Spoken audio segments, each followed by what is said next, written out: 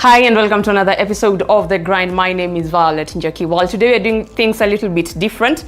I have my expert of the day with me, but before we go there, we need to understand what is happening now with the hike in fuel prices. How are businesses being affected rather, and what is the take that business people should take so that they can ensure that they're okay to continue with business without the repercussions of I may need to close down in a minute or two. But before we go there, let's get our business update of the week. Welcome to the Business Update, where we get to look at the news making headlines in the business desk. Now, in the international business arena, the World Bank warns of rising recession risks due to the insane inflation rates that have been fueled by the COVID-19 pandemic that the world is still recovering from and the Russian-Ukraine war. The World Bank president, David Malpass, said in a statement, "Global growth is slowing sharply, with further slowing likely as more countries fall into recession. My deep concern is that these trends will persist with long-lasting consequences that are devastating for people in emerging markets and developing economies." He has encouraged policymakers to shift their focus from reducing consumption to boosting production. Moving on to the local business news, Kenyans are feeling the pinch of the recently increased fuel prices, with super petrol increasing by 20.18 Kenya shillings, which is a rise to 179 Kenya shillings, and diesel has increased to 25 Kenya shillings, that is 165 Kenya shillings at the moment, and kerosene with 20 Kenya shillings, that is 147 Kenya shillings at the moment. Lastly, on the 1st of October, KRA will effect the increased excise rates on various accessible goods and services that will see a hike in prices in products like nicotine, SIM cards, motorcycles, bottled water, and even fruit juice.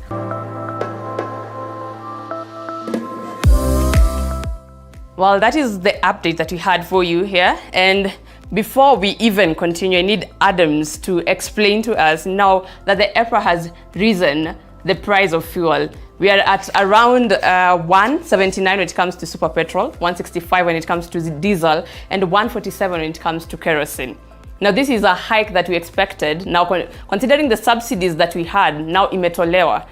What do we expect as business people? What do we expect now that everything now is on a hike? What do we expect?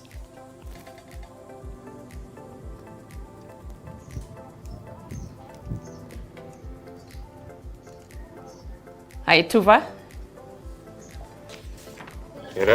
Yes, so I'm asking now that the price of fuel has risen. So basically, what are you expecting? Yes, what are we expecting? You with me? Yes. Yeah. So with the increase in fuel and prices and other items, you realize that there's a bit of uncertainty. Right, people are a bit panicky. People are trying to,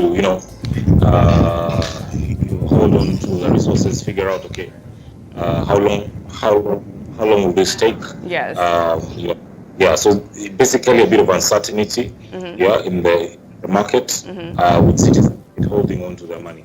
Yeah, but even with that, we can see that the president of the World Bank is quite concerned on the countries falling into recession, because we do not know, with the war in Ukraine, everything is on a rise, and still we need to continue with business. So he's concerned about the recession.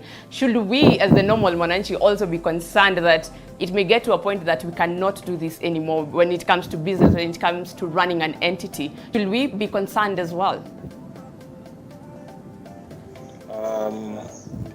Basically, for any business or anywhere you sit in the world, when one part of the world is on fire, you will also feel the heat in some way. Yes. So we should be concerned in a way, but no one should really panic. Panic normally, basically it burns everything. So I don't feel people should panic, but we should be able to should prepare, and the government needs to put structures in place to ensure that we are actually, managing those kind of impacts coming in. Okay, thank you so much, Tuva. But we're going to continue this conversation. But before we do, we are going to take a short break, and with that, we get the business of the week as well, so that we can get to see what business is coming through and our business quote. Our business quote of the day: Motivation is the catalyzing ingredient for every successful innovation. Clayton Christensen.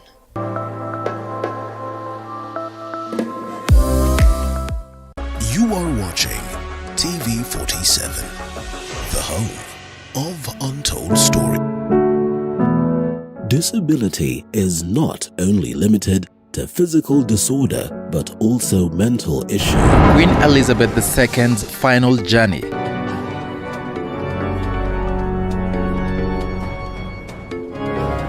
Crowds line the long walk as Queen Elizabeth II's coffin make its way through London for the final send-off. Also tonight, MPs contemplating to reintroduce allowances that was scrapped off by the Salaries and Remuneration Commission. My leadership will ensure that we facilitate you to discharge some of these unexpected demands from the public. Speaker of the National Assembly Moses Wetangula says he is already holding talks with the SRC. Plus, MPs yet to agree on who has the majority in the House. Ask Azimio, are they a coalition of political parties or are they a political party? Do they have the highest number of seats? Do they even have a member of parliament under Azimio?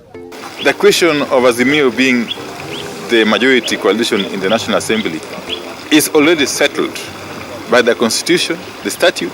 Speaker Moses Wetangula is set to make a determination.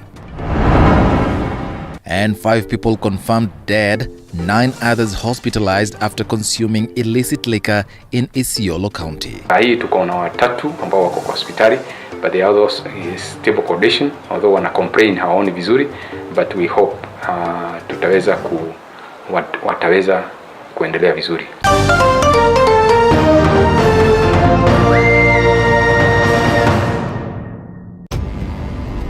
Sanura amerudi kwa wale wasiojua. Mtu yeyote Disability is not only limited to physical disorder, but also mental issue. From depression, I was under depression for like 2 years.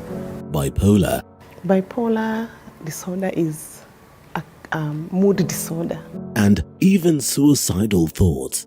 When I was just about to hang myself, a certain voice just talked to me, and I believe that was God. I tried suicide more than 6 times. Beyond the Limit has gone beyond its limit to find answers so as to help everyone go through life with ease. Join Muthoni Maina every Saturday at 7:30 p.m.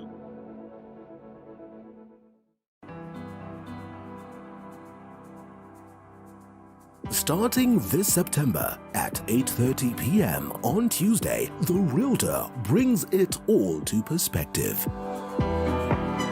We identify a property, discuss and demonstrate the journey towards ownership. Professionals who have integrity, and from their catalog you can easily read that. And that is why we sort out an industry where we get to see how you look when it comes to the shoes, to the shorts, to the shirt, but when in form of sportswear. And that is why I'm joined by Mr. Karim today. I'm going to let him introduce himself so that he can tell us what his business is all about, and then we can go on from there. Well, welcome. Hello, how are you? I'm fine, thank you. Please introduce yourself. Yes, of course, it was a pleasure. My name is Karim Muntasir. I'm a Kenya country operation manager of RA Sport Company. RA Sport Company is a big group, Egyptian group in Egypt. We have more than 17 brands in Egypt, more than 120 stores in all over Egypt. Yes, we have operation in Sudan since 2008. In Uganda also we have operation since 2016. And we opened here in Kenya 2020. After COVID is open. Yes. You opened after COVID? Yes, in tough time, but we have to because we believe in Kenyan market.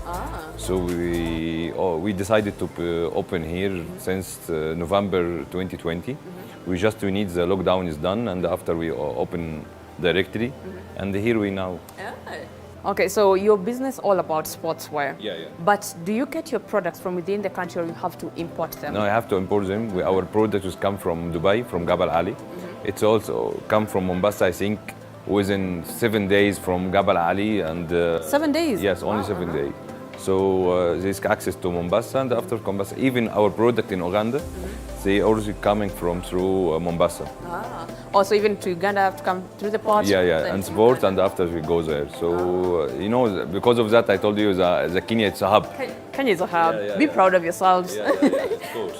So everyone, if you want to come in East Africa, you have to through us Mombasa. You know? Yeah. Okay, so as an import business, because of having to import your shoes and bringing them here, do you have like a step that you have to take to ensure that your products get here? Like, do you have a checkbox like buy them, then they come to the port, then you bring them here? Yes, do you have a step of course. by step? So when you already choose your product from Dubai, you have to make it like a process for logistic to come to here like 7 days and make access. It should be like you make like IDF certificate, and after COC, like something like related to logistic. And after when your products already live here in Kenya, so you just release. It's a challenge, the timing, you know. Because of that, maybe I always speak with KRA people to make it like fast, because when as soon as possible they already finish the release and the process, and the products come to the product, I can sell it them. So after the process of the cycle, money is already move on. So I can rent I pay for rent, I buy the salary, even the tax, everything. So as I really told them like this, as soon as you finish, as soon I already sell, and already I order again and bring it more product. So it's like we are like partnership, you know, all of us in like one boat. So like a cycle, you know, when I finish, he deliver to me, I finish, I deliver to customer. It's like this. Oh, it's like a cycle, like from the importers to the port, from the port carrier clears to you, you sell. So like this, we just need as soon as fast we can make more business, you know. So as an import company, basically, are there licenses that you need, considering you're not buying your products from the country? Are there licenses that you need because yours come from outside? Because you know, we are an Egyptian company, but if we have like Egyptian product, it will be easy because zero tax and the commerce certificate and commerce committee is easy. But our products coming from all over the world, you know. Puma is like German brand, so we have factories all over the world. So it's coming. Collected all of them in Jabal Ali in Dubai, and after they coming to us. So like this you have to make it. But we already established Kenyan companies here, yes, and the reason for all licenses to make it easy for everyone, you know. So considering that you're a sportwear company, and you can see a lot of shops also having sportwear in Kenya, but you never know which is the right outfit for you, because you're like, okay, is this legit? Is this counterfeit? So how are you able to stand out so that a client can know my product is legit, but that is counterfeit? How do you tell the difference? You know, you will be wondered, because you know the Kenyan customers is already well educated. Because the lifestyle here is a sports. The people here wake up from 4 a.m. and first story in the gym 5 a.m. So the Kenyan customer or the Kenyan community here is already well educated about sports products. When a customer come, tell me I want shoes for running, and you have like, but I speak about Puma now is because it's international brand, so you have specific shoes for each activity. So when you come to tell me I want shoes for running, it's which running? It's short running or running on treadmill and gym. We have there are different shoes for the different. Of course, because and even the running in Karura now, in Karura Forest, even the specific shoes. At least also have, because we have technology in the shoes. We spend so much money for that, in the technology and the R&D. So if you have issue about your ankle, about your knee, I can product. So I can recommend it for you, shoes to protect your knee or your ankle or like this. Even especially if your age is big or old, you know, you have to make it like this careful. So because of that, when you have. But our team here, they have so much knowledge about the shoes especially, and about the technology, about the feature of the shoes. So when you come, I can recommend it to you, depend our feature of the shoes. So of that, because I have to tell the people here, or my team, to make it like, please recommend for me shoes for which activity and be specific, and they will come recommend it for you. Depend your features about if you have injury in body like this, especially also in specific activity like running, short running, marathon. because of that. And Kenya, they have so much athletics, you know. Yes. 10 last Olympics, they have 10 golden medal. Yeah. It's famous city for athletics like Eldoret. So. Yeah, we brag about that. Yes, of course. Because of that, we come in right time to have so much athletics here, and they already have like golden medals. You have to provide them with like products they have already can help them. So, you know, they can make this without tools. This is our tools. You know, the product they can help them like this. Thank you so much for your time, and thank you for telling us about your wonderful business. And I hope that more clients continue to walk in, because Kenya, we are an athletic country. Yeah. We have that. We are really proud of this. Kenya, really, we really I teach them now, because already I adapt about the Kenya community now. I started to wake up early like Kenya. Generally, just adapting slowly. You know, we go to gym every day. Already is a Karura Forest in weekend. So I've become Kenyan now, pure. You're basically Kenyan now. Thank you so much, Mr. Karim. It was a pleasure.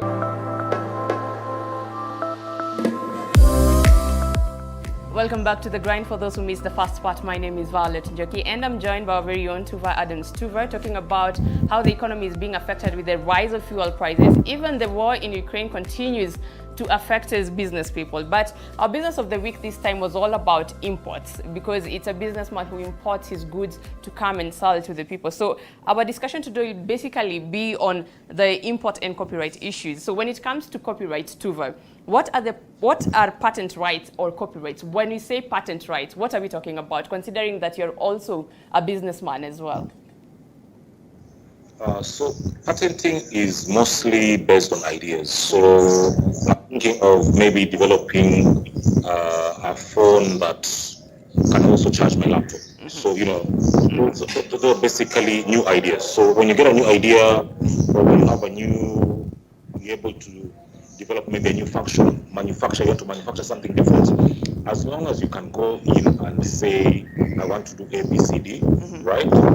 People, for example, in Kenya, you're allowed to have people like Kipi take your ideas out, as long as you can explain how it works, right?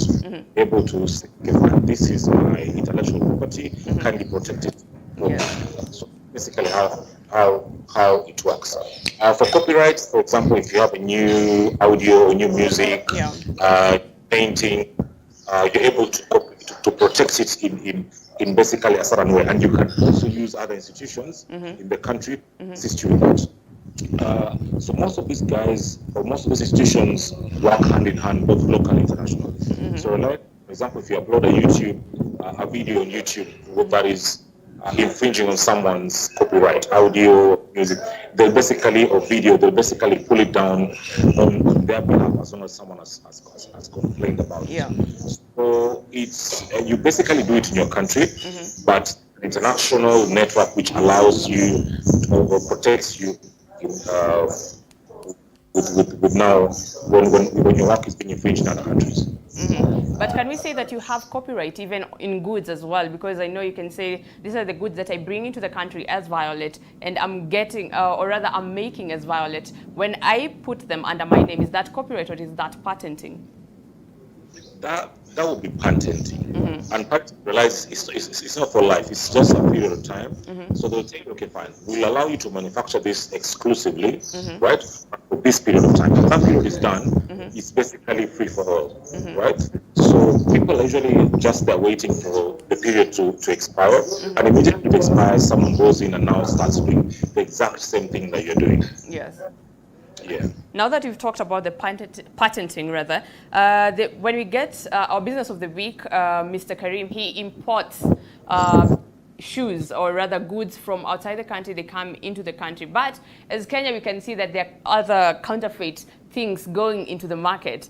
What are why are imitations being allowed to be brought into the country, considering we know they are originals? And how does this affect a business that brings in originals? And how does it affect the one that has the counterfeit? So this is where the government comes in, and it does have bodies which go through cargo. It even does on-spot checks in some of the businesses. So this is purely government facilitated process. So only thing that you can do as a business is just make a complaint. Yeah, say that okay, my brand is XYZ. It's in a number of places, including this particular country. I don't believe someone should be able to, develop a fake and benefit from a brand I've developed. So once you raise those complaints, then the government institutions, the government will now pick that. Yeah. Right? Yeah. Basically, it now becomes a legal process. Yeah. So when it goes to the legal process, are you allowed as a business, considering that you bring out the original product, are you allowed as a business to sue the businesses that bring in counterfeit? I'm not so sure about that. I think I might have to do a bit of research on that. But what I do know is that the government penalizes you, right? It penalizes. It basically takes the items from you and also penalizes. Yes. So now with the new excise duty increase, it's around 6.3%, and some products that we use in the Kenyan market are mostly from import. Now, and our business of the week, Mr. Karim also imports his goods. So with the 6.3% increase means that even for him, the goods that he sells, he need to increase in prices. How do you ensure that I am still safe as a business, that even with the increase because this is something that is affecting worldwide, not only the country as well, but for the 6.3% is the Kenyan market. So this means that the price of increase in goods, how do you ensure as a business that even with such a high jump, I'm still safe to continue penetrating the market in the business that I'm doing? Basically, what you normally get is the market stabilizes on their own. You don't need to try any tricks or play around with the figures or whatever. So basically, when you say I'm selling this bag of rice at 10 shillings, yes, right, and someone else sells it at maybe 9 shillings, you realize the market will go to the 9 shillings person or the 9 shilling business, depending on quality and so many other things. So there's really not so much you can do. There were a bit of excitement initially. Initially, because no one really knows where what the middle line is. Yes. But with time, the market automatically stabilizes. There's an invisible hand which just plays around and makes sure that it's well balanced. So within maybe a few weeks or a few months, everything was automatically just normalized. Now, you've talked about maybe in a few months we may stabilize. The new government has removed the subsidy. And this means that the price, the amount of money that the government was giving to these companies falls off. What is a subsidy for someone in layman's language? What is a subsidy, and of what help was it to the business people or even to the businesses that rely on the government support? A subsidy is a way for the government to give a discount to anything. So they can decide to give a discount or, just, it's basically, for example, if you were to buy rice at a supermarket for maybe 200 bob, and then one tells the supermarket that, okay, instead of selling to our people at 200 shillings, sell to them at 100 shillings. The difference we will pay you directly. As the government. Exactly. So this arrangement with some of the suppliers to ensure that their people do not feel so much impact on some of the items. Yeah.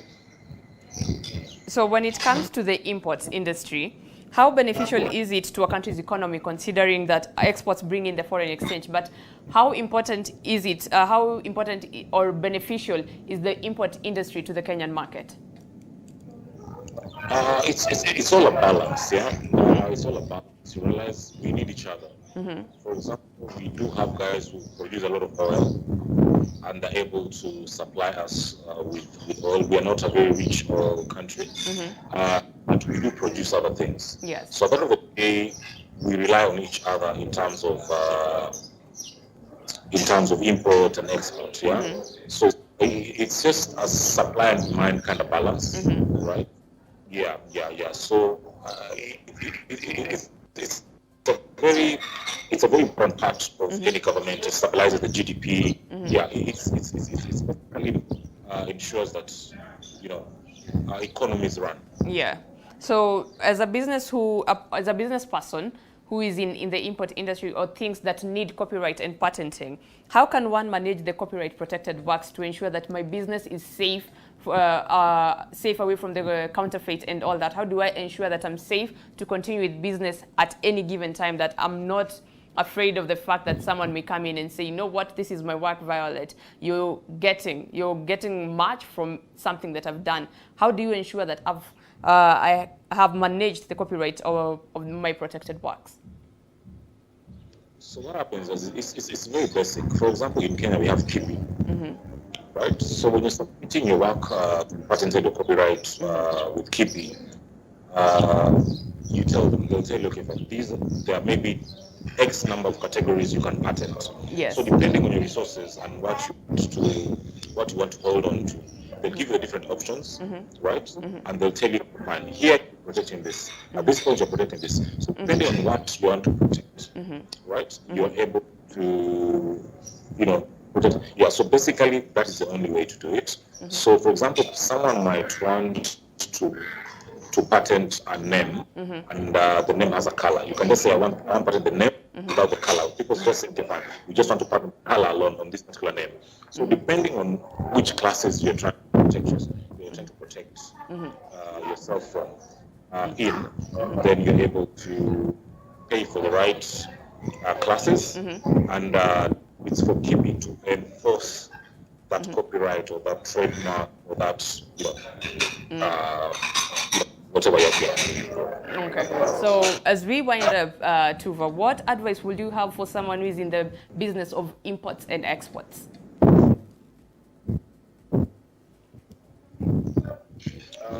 I feel you must choose the right item.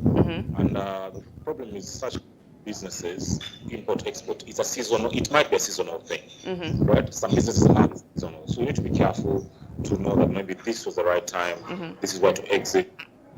Maybe I need to start importing this particular item because my country has given subsidies to that particular item. So depending on what you're doing,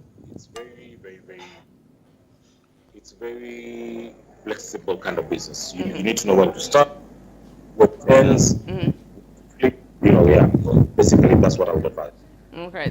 Thank you so much, Tuva, for your insights on the import and export industry, and also your insights on what happens now that mafuta imefika kwenye tulikuwa tafikiria haitafika. Thank you so much. We hope to sit down with you again as we talk about another industry. Well, guys, that is all we had for you here today on The Grind. Remember, talk to us on 22047 or TV47KE on all social media platforms, Violet Jockey, all social media platforms, and tell us which industry do you want